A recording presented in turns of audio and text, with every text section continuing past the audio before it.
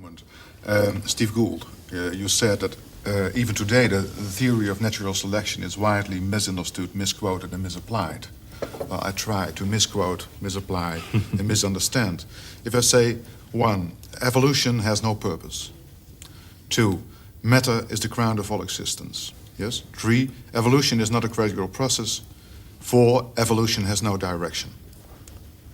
Do I misunderstand what you're meaning about you natural don't selection? misunderstand much of what I'm meaning, but if you asked to the general educated public what is Darwinism, you wouldn't hear any of those 4.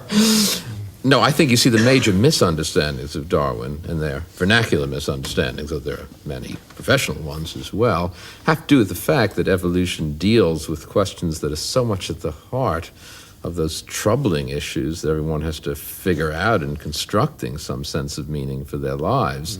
Why are we here? Insofar as science can deal with that question at all, what are we related to? How did we get here?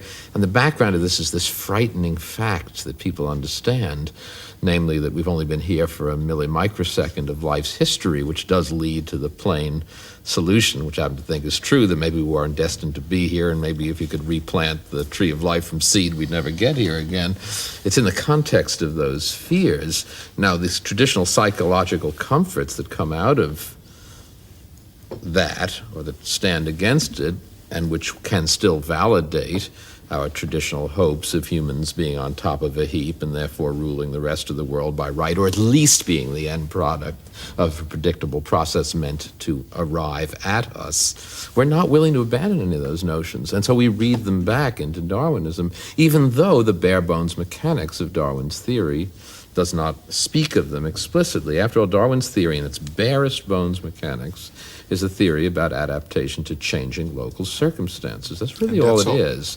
That is, if to caricature it, if it's cold in Russia a long time ago and there are some elephants there, elephants that have slightly longer hair will, as a statistical average, do better in leaving offspring, and 1,000 generations down the line you'll get woolly mammoths, but they're not better elephants. They're just elephants that are better suited to the transitory environments of that place. Since the vector of environmental change through time is effectively random, if organisms under Darwin are tracking those environmental changes, you're not going to generate a directional pattern eventually leading up to human beings. Now, Darwin was also an eminent Victorian, not quite willing completely to divest himself of these psychological comforts and sociological presuppositions. So he, in fact, did manage to insinuate in a different way progress back into his system, mainly by arguing that most competitive interactions were not between organism and environment, but between organism and other organism, and when organisms struggle with organisms, a kind of biomechanical improvement in the long run might result. But that conclusion is quite separate from what I call the bare bones mechanics of natural selection, which does not validate that notion of progress. And one of the reasons why Darwin has been so difficult to assimilate is this radical philosophical message of his theory. Steve, one thing about your diagnosis of the anxiety that the lay people have about evolution has puzzled me in the past, because you suggest that it is oppressive to some people to suppose that if we ran the tape of time again, human beings would not be created again. But it seems to me it's just as oppressive either way. What bothered Nietzsche was the idea of the eternal recurrence. He viewed that as such a nauseating prospect that he really he contemplated not ever revealing to the world what he discovered. This horrible idea of that it would all happen the same way again and again and again. Now you seem to think that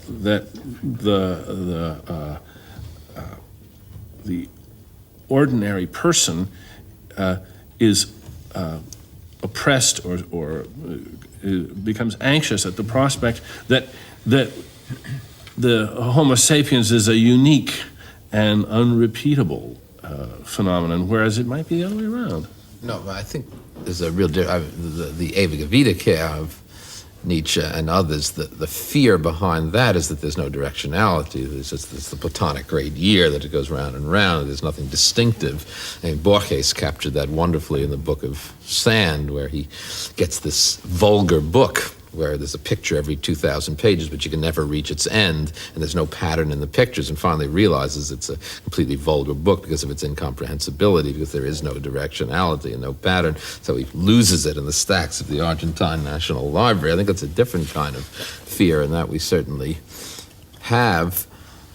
I don't know how else to respond to that. I don't mean to sound elitist, but Dennett and Nietzsche are one group, and then there's Homo ordinarius, which is also Dennett and me and everyone else. And I don't know, it seems to me that most folks, at least in Western culture, really are seeking to validate Protagoras' old dictum, which may be only literally about half of us, but it's all of us, that man is the measure of all things, and we want to define things in terms of ourselves. We want to see ourselves as paramount. We want to see ourselves as ruling this world by right. And folded into that is the necessity of thinking that 4.5 billion years of the history of the Earth and 3.5 of life's explicit fossil history is, in some sense, I don't mean necessarily generating us with 2 eyes and 2 feet, but 2 feet, is nonetheless likely to move towards a complexification which will eventually end in a self-conscious creature very much like us. Then we make sense. Then we're here for a purpose. We rule by right. Is the conclusion okay?